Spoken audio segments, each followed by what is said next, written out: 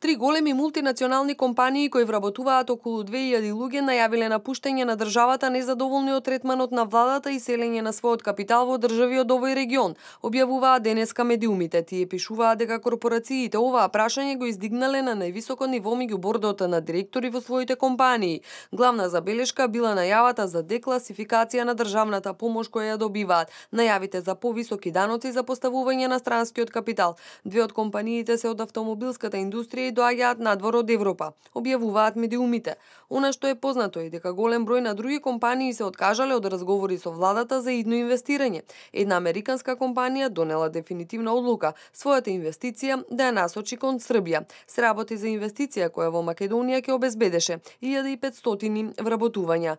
Вчера лидерот на ВМРО ДПМН пак Никола Груевски ја обвини новата влада дека води погубна политика кон странските инвестиции и дека се откажува од 25.000 нови работни места и 60 на нови странски компании со кои претходната влада била во преговори.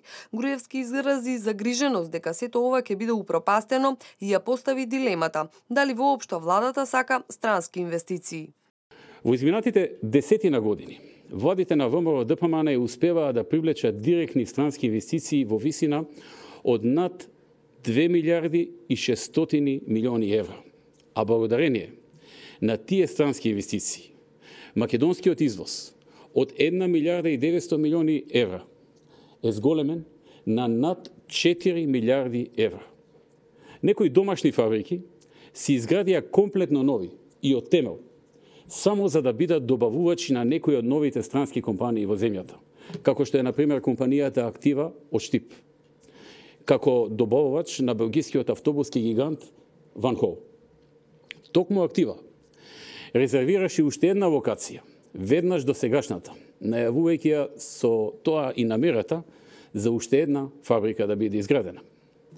Извозот на компаниите од зоните, извозот, во првите 4 месеци оваа година, значи само од зоните, изнесуваше 637 милиони евра, што значи, во споредба со истиот период лани, зголемено за 13%.